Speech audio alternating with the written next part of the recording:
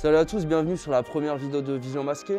Pour cette première vidéo, on va voir un peu ensemble les essentiels, tout ce qu'il faut pour tourner une vidéo, c'est-à-dire les caméras, les lumières, tout ce qui va être type de cadrage, la prise de son, et un peu comment structurer vos idées pour après pouvoir les réaliser, pouvoir les montrer à votre entourage et partager un peu votre vision du monde, votre vision des choses.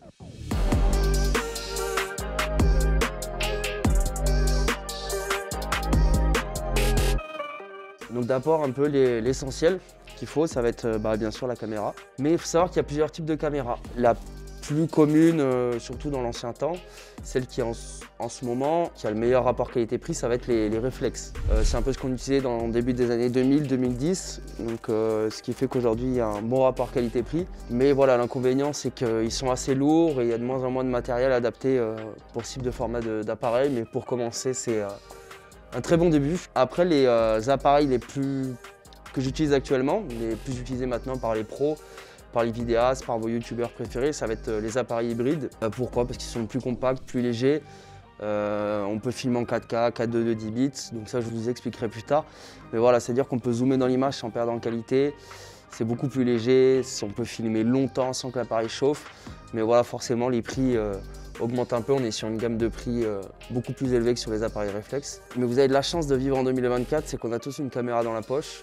Je prends l'exemple des iPhone 15 Pro qui sont sortis l'année dernière.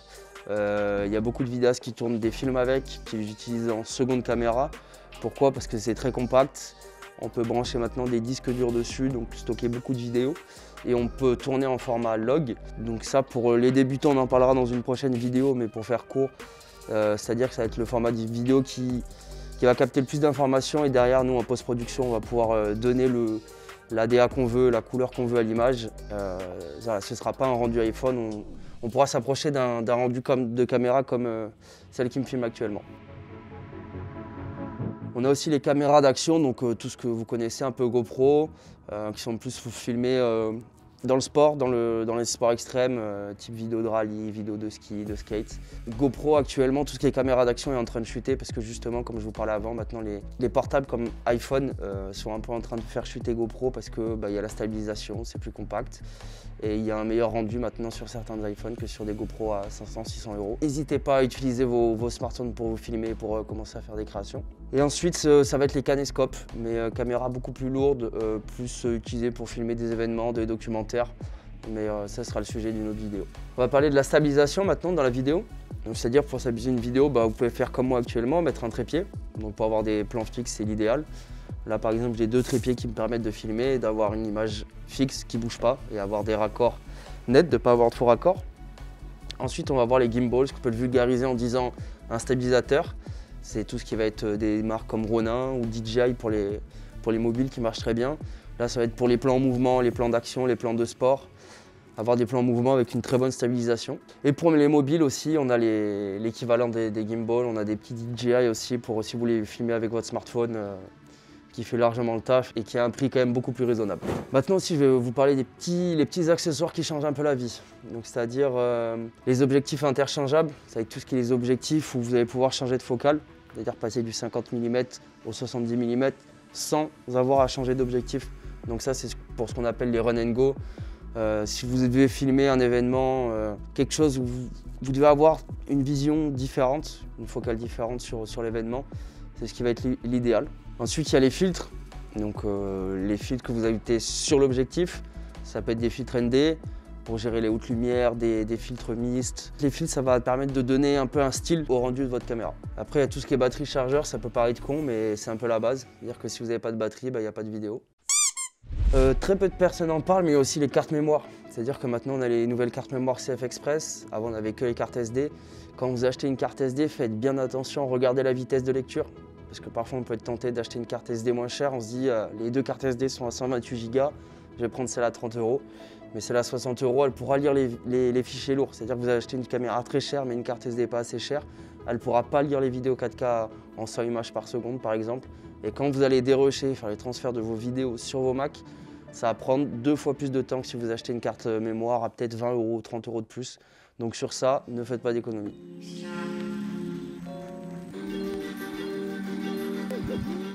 Maintenant, on va parler un peu des bases du cadrage. C'est-à-dire que la composition, ça change tout. Un peu le cadrage, c'est ce qui va donner l'intention de votre plan, de votre vidéo, de vos idées. On va parler de la règle des tiers. La règle des tiers, c'est un peu la base, c'est ce qu'on apprend en premier dans la vidéo. Je vous mets des exemples. Vous voyez sur cette vidéo, on voit bien que le personnage est cadré sur le tiers haut droit et dans celle-ci sur le tiers haut gauche. Il faut toujours placer son sujet sur des lignes d'accroche, ce qu'on appelle les lignes fortes. Et ça marche à tous les coups. Ensuite, on a la profondeur de champ, c'est-à-dire selon comment on ouvre sa focale, je vais être plus ou moins flou derrière.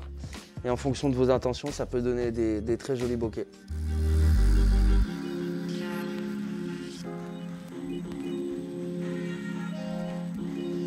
Ensuite, on va voir les différents types de plans. Donc le plan général pour situer où est votre personnage, où est-ce que vous voulez situer votre histoire, c'est très important, souvent négligé, mais ça permet de faire rentrer le spectateur dans votre monde. Ensuite, souvent, ça va cutter avec un plan moyen, donc ça permet de se rapprocher du personnage, de voir le personnage en entier, où il est dans le décor. Ensuite, on a ce qu'on appelle le plan rapproché, qui va être aussi appelé plan poitrine, pour avoir déjà une vision un peu plus rapprochée du personnage. Et là, pour vraiment filmer les émotions intenses, importantes, on a le gros plan, qui va vraiment se focus sur le visage, sur les yeux, pour vraiment filmer les émotions et ce que ressent le personnage. Ensuite, on va parler des mouvements de caméra, parce que bouger la caméra, c'est bien, mais il faut le faire proprement, il faut qu'il y ait un but derrière, il faut qu'il y ait une intention. On a un peu le plan classique.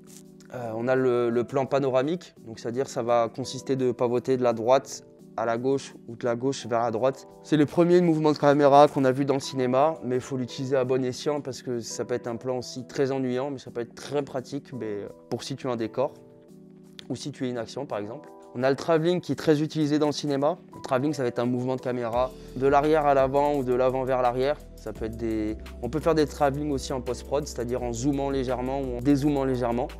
C'est pas un travelling, mais ça s'y rapproche. Et ensuite, on a les zooms. Il y a plein de types de zooms, des crash zooms, des dolly zooms, mais c'est à utiliser à bon escient et quand vous avez une bonne expérience avec la caméra. Ensuite, il y a également les angles de vue. Les angles de vue, c'est très important. Il y a les angles de vue en plongée, c'est-à-dire vue d'en haut. C'est ce qui va écraser un peu le sujet. Donc, selon ce que vous voulez raconter dans votre histoire ou dans votre vidéo, ça va permettre d'écraser le sujet, de dominer le sujet. Contrairement à la contre-plongée, où la caméra va être vers le bas, le sujet vers le haut, ça va donner de l'importance au personnage.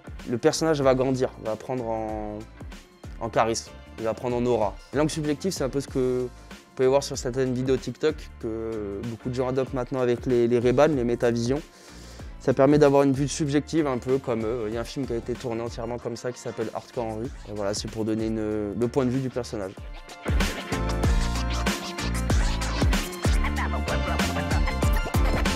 Après, on va parler de la lumière. C'est un peu le meilleur ami du vidéaste, c'est ce qui va donner le meilleur rendu à votre vidéo. Déjà, on a les lumières naturelles et artificielles. Alors, je vous conseillerais toujours d'essayer de tourner au maximum avec les lumières naturelles. Et pour ça, le mieux, c'est de tourner juste après le lever du jour ou juste avant le coucher du jour. Entre-temps, ça va être des lumières beaucoup plus fades, ou ce qu'on appelle des lumières beaucoup plus dures. Et là, je déconseille un peu plus, sauf si le temps est gris. Quand le temps est gris, les nuages diffusent la lumière et vous avez l'équivalent d'un éclairage studio. Et si vous tournez en studio, vous n'avez pas accès à la lumière naturelle, vous pouvez toujours tourner avec des lumières artificielles, donc avec des panneaux LED, avec des nids d'abeilles. Et ça vous permet d'avoir un style plus particulier et plus subjectif. Ça vous permet d'avoir un style aussi dans votre vidéo. Mais l'essentiel pour moi, le plus important et qui est aussi le plus sous-coté, ça va être l'audio, les micros. Vous pouvez regarder la plus belle vidéo au monde, les plus beaux films du monde. S'il y a un son dégueulasse, je vous assure que vous ne tenez pas 2 minutes devant. Donc vous allez beau avoir le meilleur cadrage, les meilleures lumières, la meilleure caméra. Si vous ne faites pas attention au son, je vous le dis, votre vidéo, elle ne voit rien du tout. Donc en audio, on a les micros intégrés sur les caméras hybrides. C'est pas trop mal, mais ça permet de sauver les pots cassés s'il y a un micro à crash. Mais voilà, c'est pas l'idéal. On a les micros des téléphones aussi qui sont pas trop mal, mais il faut bien les régler aussi. Ou sinon, on a ce que j'ai là, des micro-cravates qui sont quand même le top, qui sont très mobiles maintenant.